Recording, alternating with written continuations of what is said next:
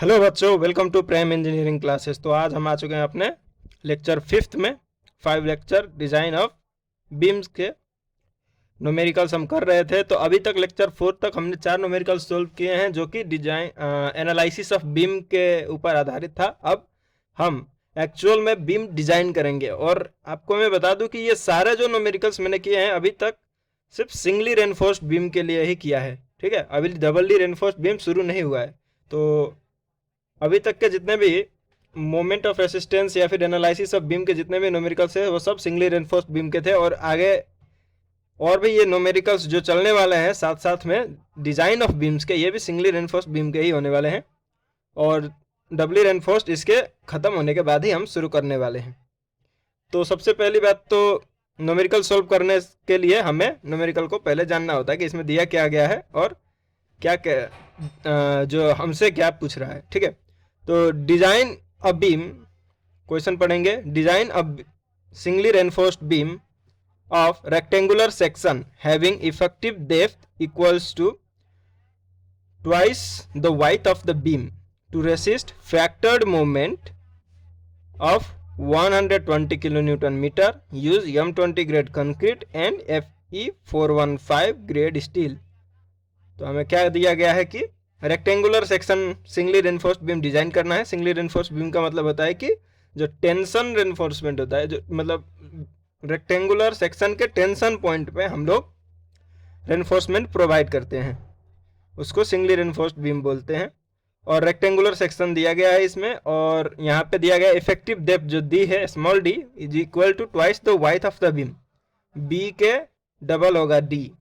Okay, and then the resist factored movement यहाँ पे दिया गया है 120 किलोमीटर मीटर, और M20 ग्रेड दिया गया है कंक्रीट का, और Fe415 ग्रेड का स्टील दिया गया। ठीक है, स्टील का ग्रेड दिया गया है। तो हम शुरू करते हैं। सबसे पहले given Mu is equals to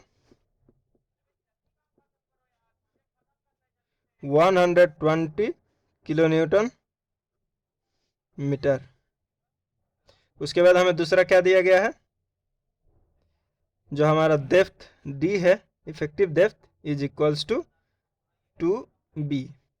ये हमारा एक रिलेशन दे दिया जिससे हमें जो डेप्थ है या फिर वाइथ ऑफ द बीम है वो निकालने में आसानी होगी। उसके बाद हमें दिया गया है एफ सी के जो है कंक्रीट का ग्रेड है, M20 बोला गया है, तो यहाँ पे 20 न्यूटन पर मिलीमीटर स्क्वायर। अब उसके बाद यहाँ पे दूसरा क्या दिया गया है, स्टील का ग्रेड दिया गया है, तो Fy is equals to 415 newton per millimetre square. यहाँ तक हो गया। तो अब हम अपना न्यूमेरिकल शुरू करते हैं। डिज़ाइन ऑफ बीम के लिए हमें सबसे पहले हमारे पास मोमेंट तो दे दिया गया है, तो मोमेंट दे दिया है तो हम अगला क्या है कि नॉर्मल कंडीशन में हम क्या कहते हैं, पहले बीम या के वाइथ या फिर डेप्थ में से किसी एक को एज्यूम करते हैं, और अगर उसमें लोड दिया हुआ होता है तो लोड के हिसाब से मोमेंट निकालते हैं, और फिर हम उस मोमेंट के हिसाब से अपना बीम जो है सेटिस्फाई उस कंडीशन को करता है कि नहीं करता है वो हम देखते हैं। इसमें हमें क्या करना है, हमें फैक्टर्ड मोमेंट पहले ही दे दिया है, तो हम फैक्टर्ड मोमेंट के इक्वेशन से इसका डेप्थ या फिर वाइथ निकालने की कोशिश करेंगे। तो यार मोमेंट निकालने का फॉर्मूला क्या है, Mu is equals to 0.138 dot FCK dot B dot D square. और ये फॉर्मूला आया कहाँ से, ये फॉर्मूला आया, ये जो फॉर्मूला यहाँ पे दिया गया है IS 456-2000 के NXG में दिया गया है।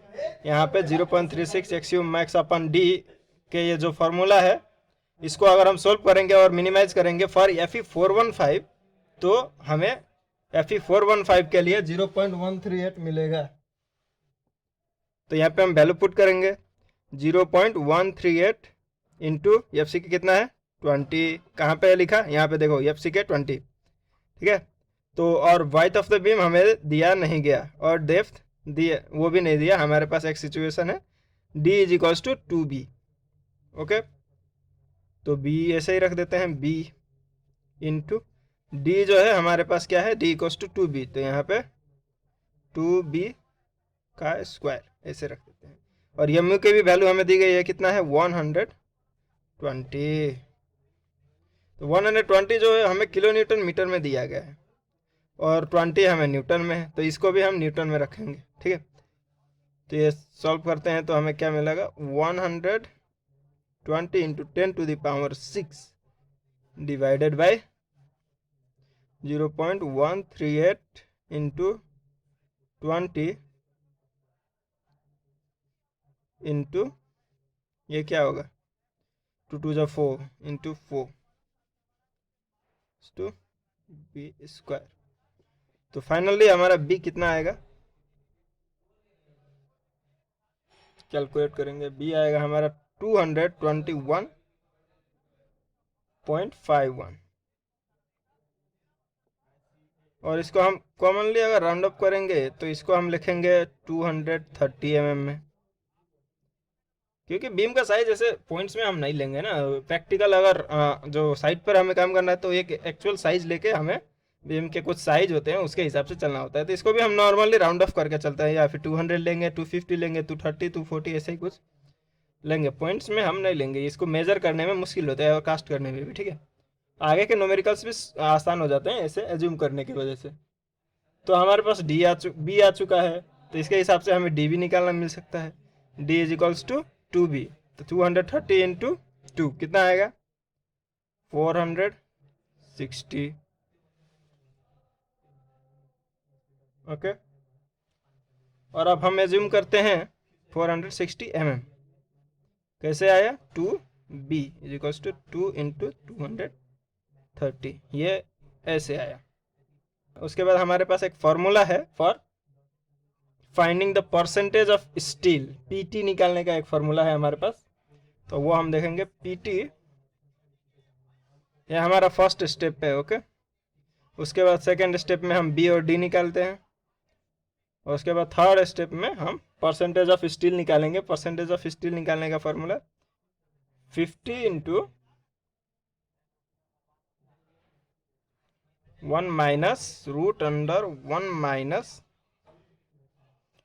4.6 mu अपन FC के BD स्क्वायर। अभी ख़त्म नहीं हुआ है हमारा फॉर्मूला। ठीक है, अभी बहुत कुछ बाकी है, बहुत कुछ नहीं, बहुत कम बाकी है। और बाकी जो है वो है FY/FC। This is our formula. इसमें हम बस वैल्यू रखेंगे और कैलकुलेट करेंगे तो हमारा आंसर जो है आ जाएगा। तो हमने क्या करना है, यहाँ पे निकालना है, वैल्यू रखेंगे 50 into 1 minus root under 1 minus 4.6 into 4.6 into mu कितना है, mu इज 120, तो 120 इंटू 10⁻6। इसको न्यूटन मिलीमीटर में चेंज करना पड़ता है। उसके बाद यहाँ पे क्या दिया गया है, FC के BD स्क्वायर। FC के हमारा 20 है, इंटू B कितना है 230, D कितना है 460, तो BD स्क्वायर तो 460 का स्क्वायर। ओके, ये है हमारा रूट अंडर का वैल्यू, ब्रैकेट क्लोज। और फिर FY/FC के 415/20, इसको हम सोल्व करेंगे तो हमारे पास जो आएगा आंसर होगा 0.824%। ये हमारा परसेंटेज ऑफ स्टील है। उसके बाद हमारा फोर्थ स्टेप होगा परसेंटेज ऑफ स्टील में से एरिया ऑफ स्टील फाइंड करना, AST। तो area of steel AST is equals to PT/100 into B into D। This is the formula. इसमें हम वैल्यू रखेंगे और डायरेक्टली एरिया निकाल लेंगे।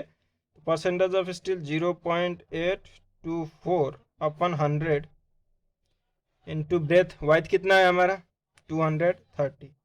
यहाँ पे फिर से 230 सॉरी आपको दिखाई नहीं दे रहा होगा, अभी दिखाई देगा। हमने यहाँ पे ये फार्मूला लगाया, A S T is equals to P T upon 100 into B into D, और क्या नहीं उसके बाद इसके वैल्यू रखें। पी टी का वैल्यू यहाँ पे 0.824 है अपन 100, बी जो है 230 है, और डी हमारा 460 है।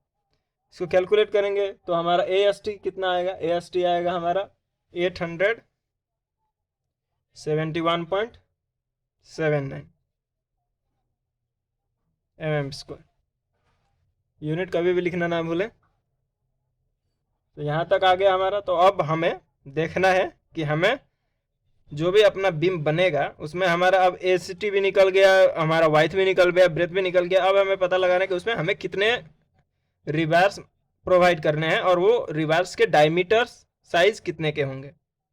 तो मैं यहाँ पे आपको आसानी के लिए जो अपने मार्केट में अवेलेबल रिबार्स है उसके साइज और उसके AST बता देता हूँ, पर जो है एक बार का कितना AST होता है। ठीक है, सबसे पहले हमारे मार्केट में मिलता है 8 mm का। ठीक है, उसके बाद हमारे पास आएगा 10 mm, फिर 12 mm का बार मिलता है मार्केट में, फिर 16 mm का बार मिलता है, फिर 20 mm का बार मिलेगा। 20 के बाद आएगा हमारे पास 25 mm का बार मिल जाएगा। ये सारे रेनफोर्समेंट के डायमीटर से। उसके बाद 28 mm का बार मिलेगा, और फिर हमारे पास आता है 32 mm बार। इसके ऊपर जाने के लिए हमें एक्सट्रीम डिजाइन्स के आवश्यकता पड़ती है, और वो हाईली इम्पोर्टेंट जो स्ट्रक्चर्स होते हैं उसके लिए ही इससे ऊपर के बार्स जो है यूज किया जाता है। तो इसके एरिया AST कितना होगा ये भी लिख लेते हैं, ताकि हमें नीचे के बाकी सारे कैलकुलेशंस करने में आसानी होगी। तो 8 mm का एक बार का AST एरिया ऑफ स्टील कितना होगा, 50.26 mm²। मैं अब यूनिट नहीं लिखूंगा, बस वैल्यूज लिखने जाऊंगा। उसी तरह 10 mm के लिए होगा 78.53 78.53। उसी तरह 12 mm के लिए होगा 113.09 113.09। 16 mm के लिए होगा 201.06 उसी तरह कहाँ तक पहुँचे, हाँ 16। 20 mm के लिए होगा 314.16 314.16। 25 के लिए होगा 490.87 490.87। ये आप नॉर्मली याद करके अगर रखेंगे तो न्यूमेरिकल्स बनाने में आसानी होती है। इसी तरह 28 mm डायमीटर के लिए होगा हमारा 615.75। उसी तरह 32 के लिए होगा 804.24।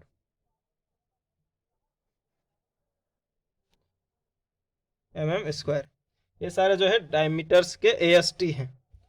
तो हमारे पास AST कितना आया हुआ है, 871।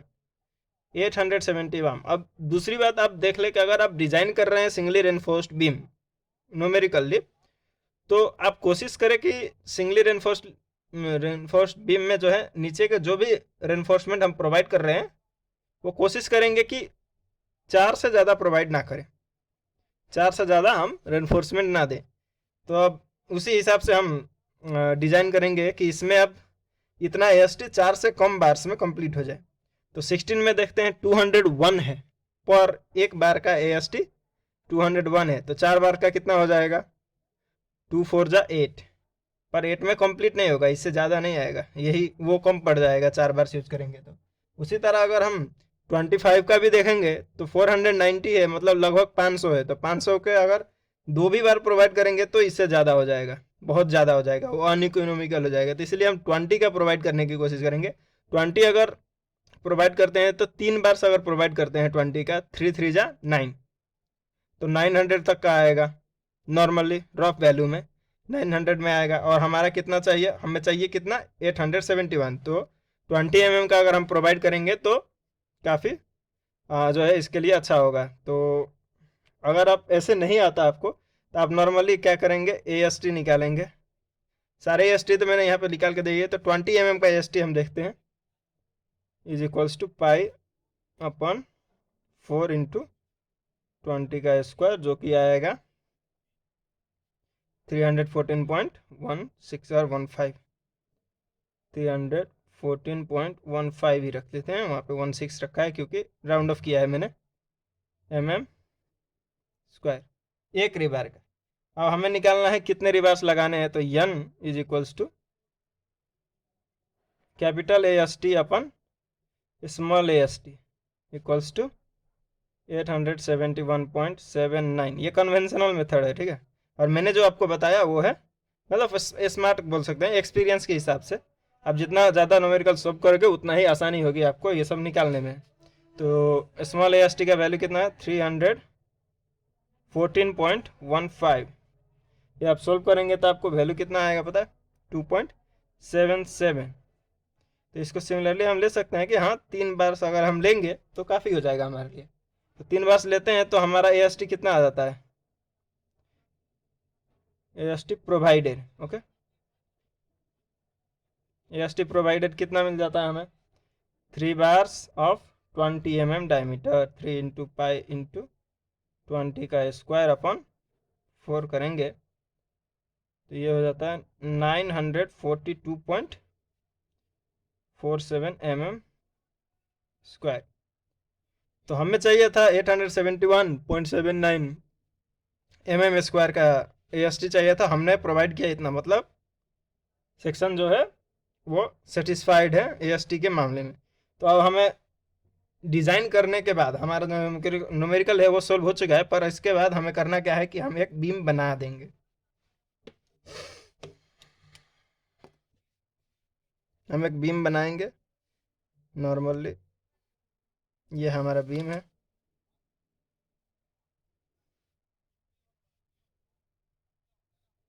इसमें हमें वाइथ लिख देना है, कितना है वाइथ जो है हमारा कितना है 230 mm। डेप्थ कितना लिखना है हमें, यहाँ पे कितना एज्यूम किया है 460 mm जो है हमारा डेप्थ है। और हमने क्या प्रोवाइड किया है, 3 बार्स प्रोवाइड किए हैं, 1 2 3 बार्स प्रोवाइड किए हैं। और इसको भी लिख देंगे कितने, 3 बार्स ऑफ 20 mm डाया। ये हमने किया है। ये डेप्थ जो है हमारा यहाँ तक का डेप्थ होता है, ठीक है। सॉरी स्केल किधर गया,